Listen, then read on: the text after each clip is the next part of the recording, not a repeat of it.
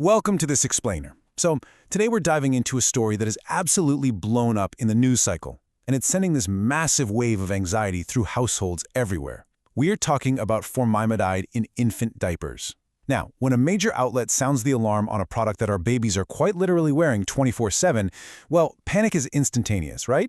But hey, we are not here to fuel that panic. Not at all.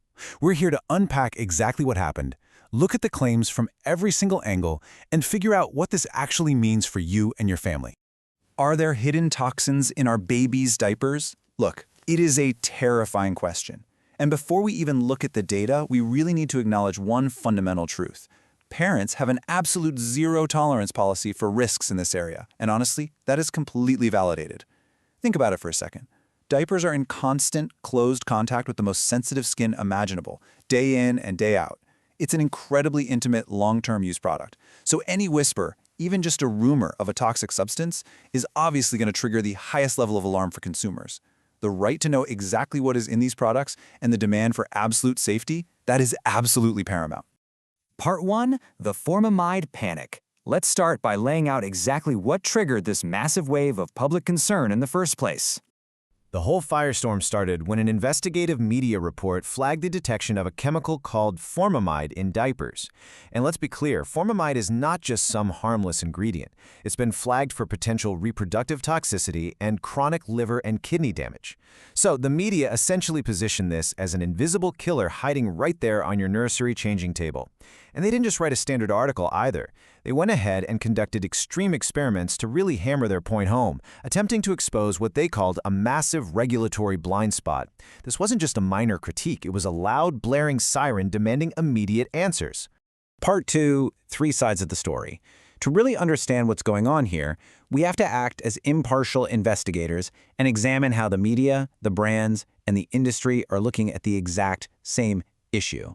Right now, we are seeing a stark collision of narratives. On one hand, journalists conducted these really extreme experiments. Literally having reporters wear the diapers themselves and then testing their blood to claim these products are just flying completely under the regulatory radar. But on the other hand, major brands like Huggies, Baby Care, and Biba Baby fired back instantly. They launched their own self-inspections utilizing EU REACH regulations. If you're not familiar, that's the incredibly strict European gold standard for chemical safety. And their third-party testing? It came back declaring Formamide not detected, firmly emphasizing that their products completely comply with safety requirements. So we've got a massive standoff, the media declaring a hidden danger, and top brands flashing completely clean bills of health. And that brings us to the third voice in the room, the industry association. The China Paper Association pushed back sharply against these claims. They stated flat out that the media report has, quote, obvious flaws, failing to disclose specific detection values, methods, and institutions. They made the argument that you can't just find a chemical in a human biological sample, like a blood test, and then directly, causally link it to wearing a diaper without showing concrete, peer-reviewed testing data. The association is essentially saying, hey, the media skips some absolutely crucial scientific steps just to make a sensational headline. Part 3. Science and Standards. Rather than just asking who is lying here, the real aha moment comes when we ask why there's so much confusion in the first place. The absolute crux of this issue comes down to the current national standard for infant diapers, which is GB/T 28004.1-2021. And the core regulatory blind spot that the media actually got right is this. The current standard simply does not mandate testing for Formamide. It just doesn't. It doesn't set a limit, and it doesn't even look for it. Why? Well, historically, standards focused on things like water absorption, microbial indicators, or older known hazards like formaldehyde. But the diaper industry has evolved rapidly. Modern manufacturing uses diverse new materials now, like advanced adhesives and modern foaming materials, and those can introduce new, secondary risks. This is a perfect textbook example of how official regulations can sometimes dangerously lag behind modern manufacturing innovations. But this also brilliantly illustrates the other side of the scientific coin. As the old scientific adage goes, talking about toxicity without dosage is unscientific. We really have to remember that modern chemical analysis is incredibly powerful today. Today's instruments are so sensitive they can detect substances at the microscopic nanogram level.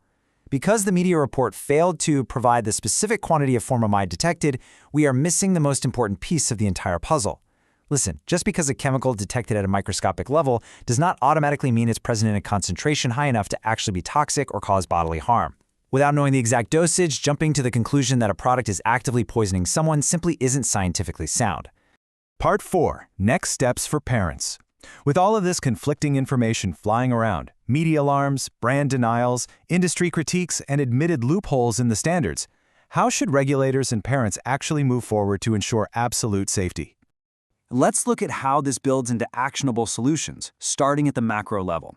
To truly settle this debate once and for all, state market regulators need to step in immediately.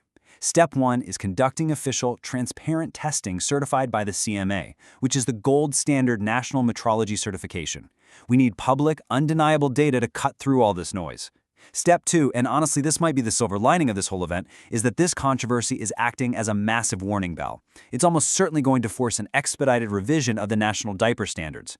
Just like previous scandals forced vital updates for things like baby crawling mats, this public panic will push regulators to include Formamide and other potential risks into mandatory testing, effectively closing that blind spot for good.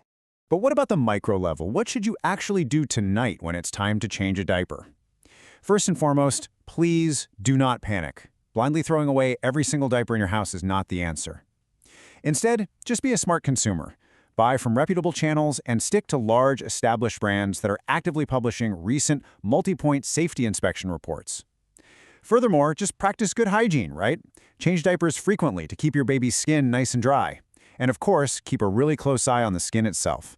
If you do happen to see persistent redness or signs of an allergy, stop using that specific product and consult your doctor. While we wait for the official government investigations to finally settle this debate with hard numbers, I want to leave you with this thought. How will our vigilance as consumers continue to drive safer, more transparent industry standards? It is so easy to feel helpless when you're reading scary headlines, but let this explainer serve as a reminder. It is exactly this kind of intense public scrutiny, this demand for transparency, and this highly informed consumer advocacy that actually forces slow-moving bureaucracies to update their rules. By asking the tough questions, you are the engine that pushes industries to close regulatory blind spots and keep our most vulnerable safe. Thank you so much for joining me, and stay curious.